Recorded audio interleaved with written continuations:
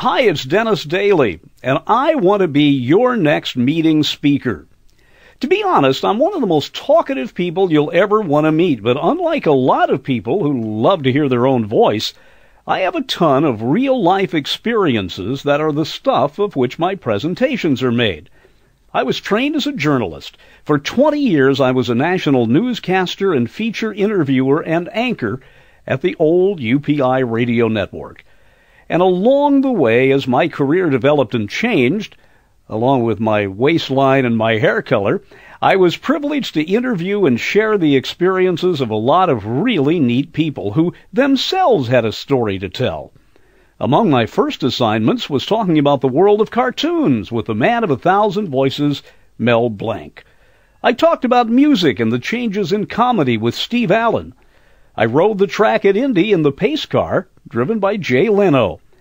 The great comedy creator Stan Freberg was a frequent guest.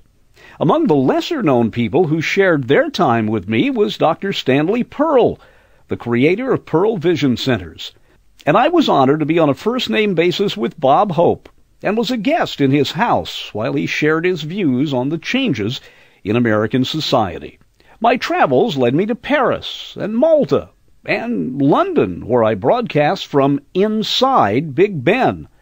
I played golf at St. Andrews and was given the chance to do my show from the top of the Golden Gate Bridge.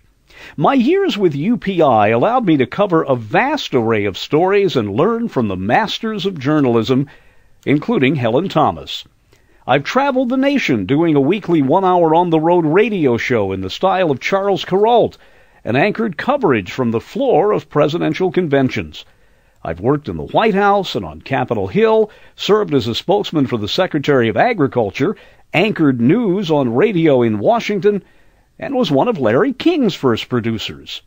But, Dennis, what does this have to do with wanting to be a speaker? Actually, it has a lot to do. You see, over the years, I put together half a dozen luncheon and dinner speeches based upon what I see are the things from my own experience that interest the most people. My favorite topic, as you might guess, is the history of broadcasting, and I tell about it in The Fire in the Sky. Soon everybody wanted a radio station. Large newspapers, funeral homes, chiropractors, even bakeries, and just plain people applied for a license to the Federal Trade Commission. They bought the equipment, they hired a staff, and they got on the air. The American appetite for what would become a new piece of furniture in their home was insatiable. In less than 5 years, a network of stations was put together. NBC. In You Can't Get There From Here, I marvel at the history of American transportation. Along the way, talk to historians and old-timers, former truck drivers, bus drivers, and locals who remember a slower time. Do some research. Buy articulate maps that show the old roads. Find the original bridges, the long-abandoned gas stations, the decaying motels.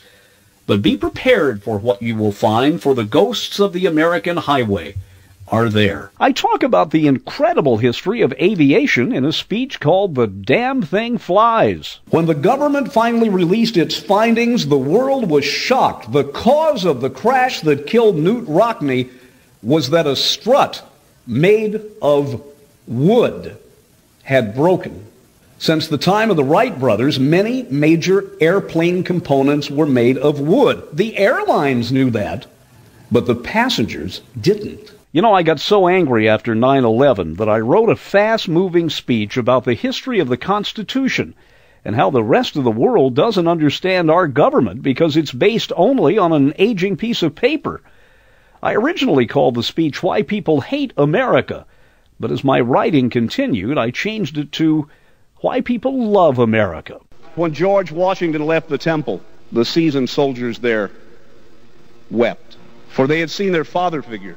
They'd seen a man who led them to victory, who pleaded their case before the Continental Congress, a wealthy Virginia plantation owner who starved and froze with them at Valley Forge, humble himself in their eyes in the cause of liberty.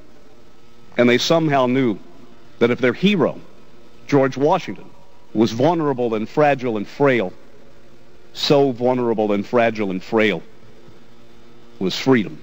And for a special event, I even produced a major one-hour speech called The Search for UFOs, which is also available in a half-hour format. And if you're capable of showing PowerPoint, I'll bring that along with me. There has not been a single issue that has been so full of charges of cover-up than the UFO issue. The controversy and cover-up theories that arose after the assassination of President Kennedy pale by comparison to the accusations made in the past 60 years about what the government does and does not know about UFOs. Each of my presentations is followed by a chance for the audience to ask questions, and for me, that is often the most rewarding part. So if you're needing someone who is a genuine jack of all trades with a ton of stories to tell and 5 very focused speeches, let me know. I'd love to address your group. By the way, while I have your attention, if you need a keynote or motivational speaker, my latest endeavor is an hour presentation on the power of dreams. It's called Dream It, Do It. You see, when we dream, only a little tiny portion of our brain knows it's a dream. The brain and most of our senses think all of this is a reality. So when we dream something that we want to have happen, in many ways, we've been there and done that already. And so we have a leg up on the future. Here's my phone number and my internet contact information. I look forward to hearing from you and addressing your group. Dennis Daily.